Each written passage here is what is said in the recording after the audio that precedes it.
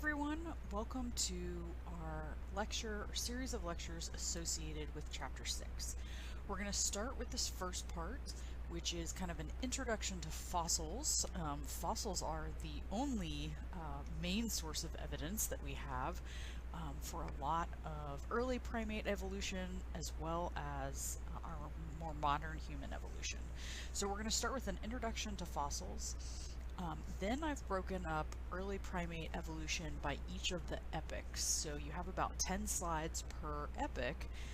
And what I've done is divide those into individual lectures. So because it can seem like a lot at one time, they're all divided into individual kind of bite-sized pieces so you can just watch and engage with them one at a time, take a break, make sure you're caught up on your notes, and then come back to the next one. So again, we're going to start here with an introduction to fossils and just letting you know some of the basics about how fossils are created. When we think about the major line of evidence, like we said, of primate evolution, that comes from fossils. Now, I'm a little bit biased because I work with bones, so most of the time when you hear me refer to fossils, I'm going to be talking about bones, but of course lots of other things can be turned into fossils, which we'll get to. But what we're talking about are biological remains that have been chemically changed into rock. So fossils are not bone, they're actually bone-shaped rock, or whatever the organism is, whatever has been preserved. It's actually chemically turned into a rock at that point. Water has leached the organic components out and replaced those organic components with minerals. So what happens is you have an organic substance, a body, a skeleton, a leaf, a whatever, and water comes in over time and leaches the organic material and replaces it with inorganic material. The word taphonomy you may have heard in other courses in anthropology. If you've not heard that word before, it means the laws of burial. And basically what taphonomy is the study of everything that happens to you or to an organism between death and discovery. So taphonomy is all of the processes. Think about weathering, being buried, aging over time. Maybe an animal tramples on your body. Plants grow over the top of it. If you look in your book, there's a picture. Let me get to the page so I can get the right image for you. On page 161, it's figure 6.1, and it shows you all of the things that can occur. All these processes during the process of fossilization are called taphonomic processes. And it's really important that we understand all of these processes so we can differentiate them from one another, and also so that we can differentiate what actually happened to those set of remains. You're going to see later on when we talk about Lucy that there's a set of researchers that looked at Lucy's skeleton to figure out how she died, and some of the fractures to the bones they're convinced occurred because Lucy fell out of a tree to her death. That's very dramatic, as opposed to fractures that occurred just from an organism being smashed over millions of years of being outside. So differentiating those taphonomic processes is going to be really important.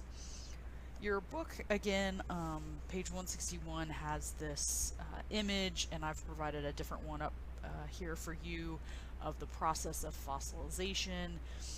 Again, fossils largely we think of as being originated from bones or skeleton because those are kind of the last thing to decompose, but of course you can have fossils of things like footprints or tracks, which are evidence of an event. So if you think about dinosaur footprints that have been fossilized, those of course are not the actual foot of the dinosaur, but the smushed part of the earth that the dinosaur left when they walked over the surface. Somehow that smushed area stayed in place long enough for it to become fossilized. This image that you have up here on the screen, again, is similar to the one that you have in the book, basically showing an individual or an organism dying, obviously, and then being covered up by the sediments, and then with time, of course, that individual has to be exposed in order for it to be studied. This series of images I think is really interesting. It's from a different textbook that we don't use in this course, or we're trying a new one this year, the one that you have. But this other textbook had this really awesome graphic image of an ancient hominid being eaten by some sort of leopard, big cat, something or other, cheetah.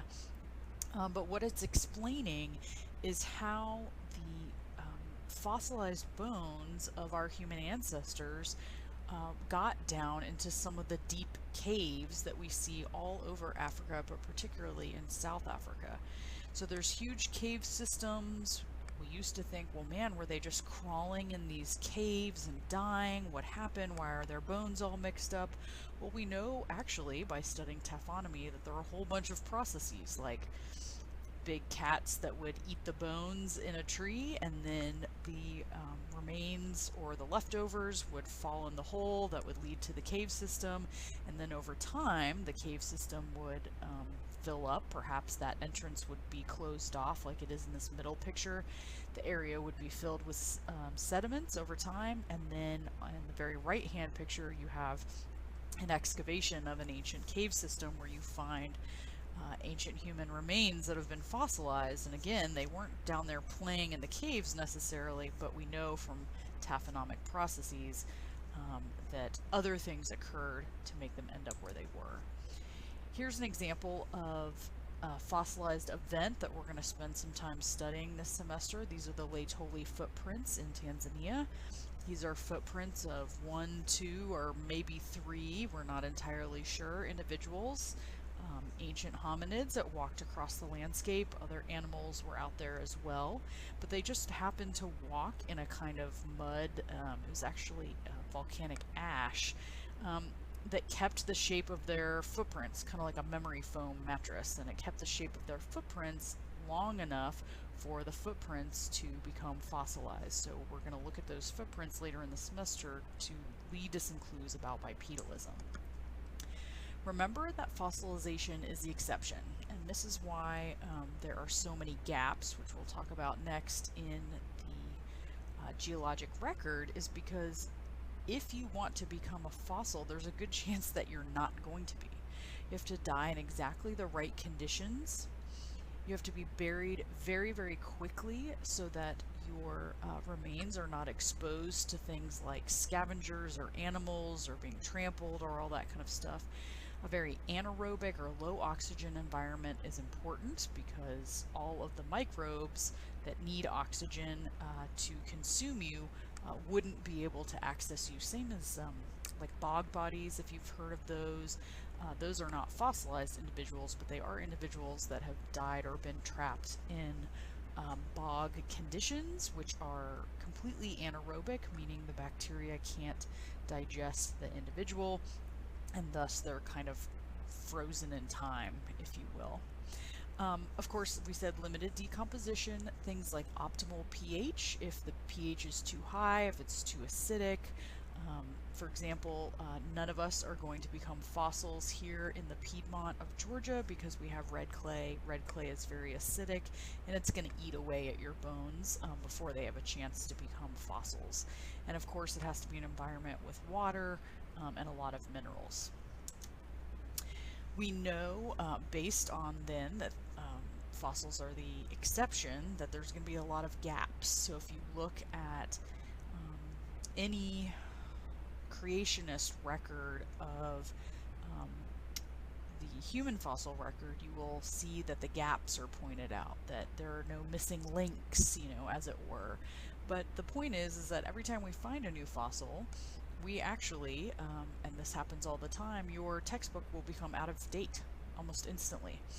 Because every time we find a new fossil, we have to rearrange things like phylogenetic trees because we learn new information. So remember, science can be refuted, and that's the point of science, is when you find new evidence, you can refute what you thought to be true when new stuff is found. But if we had, if it was really easy to make fossils, we would have an exact replica, if it were, of every single organism that ever existed, and then we'd be able to piece it all together, and wouldn't that be perfect and awesome? But fossilization is the exception, not the rule. The the two things that fossils give us are a time component and a geographic component.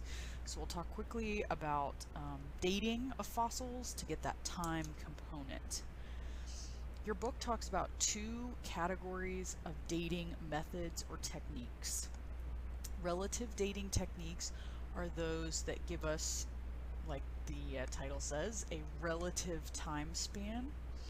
They use other non-intrusive methods or contextual clues to help determine the age of something. For example, an index fossil is something that you have a known age for. If you find a new fossil next to the index fossil, perhaps in the same layer, then you know they existed at the same time. So that's a relative dating technique. Things like stratigraphy, or the layers of the soil, things that are at the bottom are the oldest and things that are at the top are the youngest, right? So all those contextual clues can give us a sense of how old something is. If you want a more precise date of when something lived, you can do some absolute or chronometric dating techniques. Now, you might think, well, why wouldn't you just do those immediately? Because we want something really specific. You've all heard of stuff like carbon-14 dating. That's great, except they're very costly and time intensive, and they're destructive. So absolute or chronometric dating techniques are destructive, which means that you have to grind up a part of the sample or a part of the fossil in order to do the technique or the method. You can understand that would be pretty bad if you only have one tiny fragment of one, maybe this is the first you've seen of a new species, of one piece of its skull. You don't want to lose a portion of that or alter the state of that by doing a destructive method. So again, they're not the end-all be-all, because there are limitations, of course, to absolute dating techniques. There's all sorts of things that can be dated. Anything organic, of course. I've given you some examples of, like I said, I tend to be biased and I'm always talking about bone, but there's lots of other things that can be dated. Other things that we tend not to think about as much are things like ancient poop. So coprolites or coprolites, depending on the spelling, you have a picture of some there, can tell us if they've been fossilized quite a bit about what an animal was eating, about the environment at the time, what foodstuffs were available, what was around. You know, the sheer number of deposits an organism makes over its lifetime increases the chance that poop is going to become fossilized. So even though it sounds kind of weird, ancient poop and fossilized poop is actually very telling and very interesting to study. When we look at things like poop, but of course plenty of other datable materials, what paleoanthropologists are trying to do, or if you're a paleontologist and you study dinosaurs, like in the picture, trying to reconstruct the environment. You're going to see, as we go into each one of these epochs, that the environment and the worldwide climate at the time is going to be so key to what's happening with our primate evolution. So as we go through each one of the epochs, I'm going to start by telling you where all the continents were, what was the temperature like, what kind of plants were alive at that time, reconstructing the paleological climate, the paleoecology is key to understanding how different species evolved and even bigger groups evolved. So temperature is going to have a huge component of that related to the climate, and tell us a lot about how different groups split, and actually other ones may have fused and come together. So we're going to learn quite a bit about paleoecology. So that's the end of our introduction to fossils and fossilization, taphonomy, all those good words. The next thing we're going to do is dive into the basics of geological time, but we're also going to start with our first epoch, the Paleocene epoch. So this next part will be part 2. Parts 2, 3, 4, and 5, the different epochs, are going to be in the primate evolution by epoch category. So we'll see you next up for part 2.